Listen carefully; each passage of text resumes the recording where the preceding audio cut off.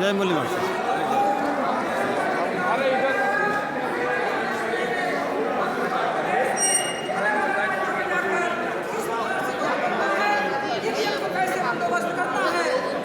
एक मिनट भाषण दे दें नेताजी को बुलाओ। यहाँ पे एक एक आदमी से मत पूछो, जो हमारा है उनसे पूछो जी, हर एक आदमी से मत पूछो।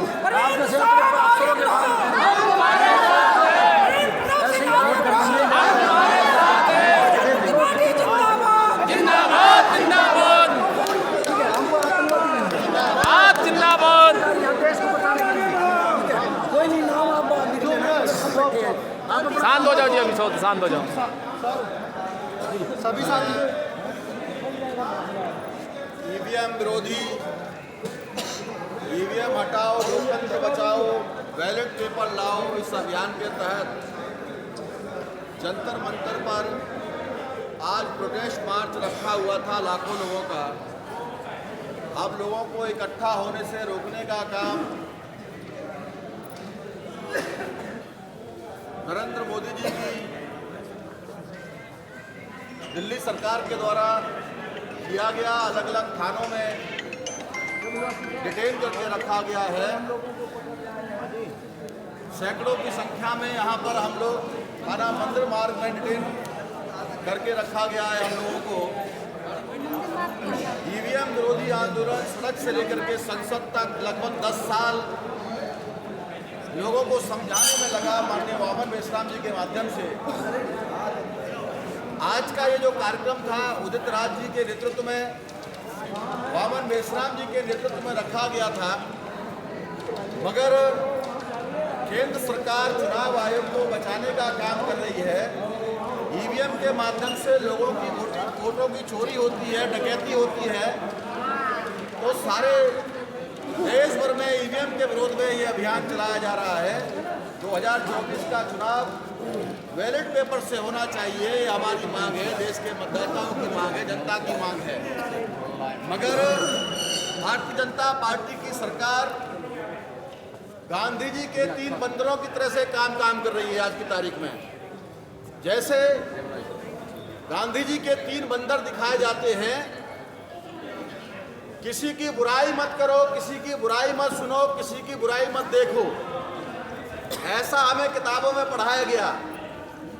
तो नरेंद्र मोदी जी की सरकार अगर देश के नौजवान हो या देश के किसान हो, मजदूर हो, कर्मचारी हो, पुलिस प्रशासन से लेकर के तमाम कर्मचारी अधिकारियों के विरोध में उनकी जो ओल्ड पेंशन स्कीम है उसको भी लागू नहीं करने का काम ये सरकार कर रही है। आम से लेके खास तक सारे लोग परेशान हैं। केवल 2-4 उद्योगपतियों को छोड़ करके सरकार 2-4 उद्योगपतियों के केवल प्रति जिम्मेदार है। तो किसान लोग आंदोलन कर रहे हैं, ईवीएम हटाने के लिए देश के मतदाता विरोध कर रहे हैं। तो सरकार उस आंदोलन को, प्रोटेस्ट को कुचलने का काम कर रही है। सरकार के विरोध में जो भी अपनी मांगों को लेकर के आवाज उठाता है, संविधान के दायरे में रह करके उसको हटाने का, कुचलने का काम जो है ये भारतीय जनता पार्टी के नरेंद्र मोदी जी के नेतृत्व वाली सरकार कर रही है। किसी की बुराई मत देखो। तो आपने देखा किस तरीके से जो बोलती बंद करने का आर्टिकल मौलिक अधिकार है हमारा, 19 का अधिकार है, ये धारा 144 का हवाला देकर के रोकने का काम कर रहे हैं। वैसे तो नरेंद्र मोदी जी की सरकार अंग्रेजों के सारे बनाए हुए कानूनों को बदलने का काम कर रही है, मगर धारा 144 को क्यों नहीं बदल रही है? धारा 144 क्या नरेंद्र मोदी जी की सरकार ने बनाया? धारा 144 से बड़ा कानून भारत के संविधान ने हमको आर्टिकल 19 के तहत दिया हुआ है। वो आर्टिकल 19 को रोकने का काम कर रही है। ये भारतीय जनता पार्टी के लोग जो आज सरकार में बैठे हुए हैं, जब कांग्रेस की सरकार हुआ करती थी तो ये सड़कों पर तांडव मचाने का काम करते थे। सब्जियों की माला लेकर के गले में डाल करके सिलेंडर उठा करके सड़कों पर पटकने का काम करते थे। ये तमाम बीजेपी के लोग जो आज सरकार में बैठे हुए हैं, विरोध करने का अधिकार उनको भी विपक्ष में थे, उनको भी था। आज हम लोग विपक्ष में, हम लोग देश के मुद्दों की आवाज उठा रहे हैं, जनता की आवाज उठा रहे हैं। कल हमारी भी सरकार बनेगी, ये निश्चित है।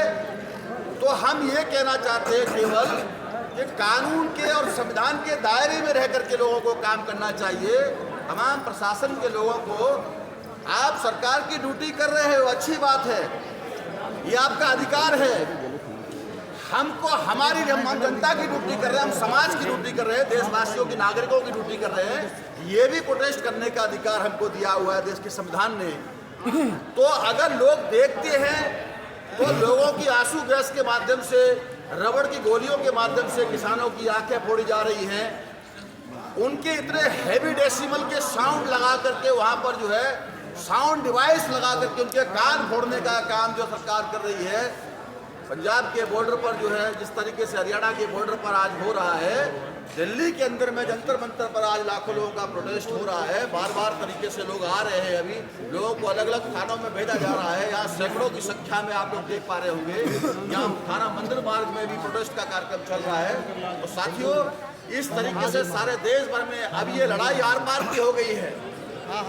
और चुनाव आयोग महोदय से, चुनाव आयोग के मुख्य चुनाव आयोग से कल जब पटना में सवाल पूछा गया ईवीएम के संदर्भ में तमाम पत्रकार बंधुओं के माध्यम से, तो वो इधर उधर गोल गोल घुमाने का काम कर रहे थे, किसी सवाल का जवाब नहीं दे रहे थे।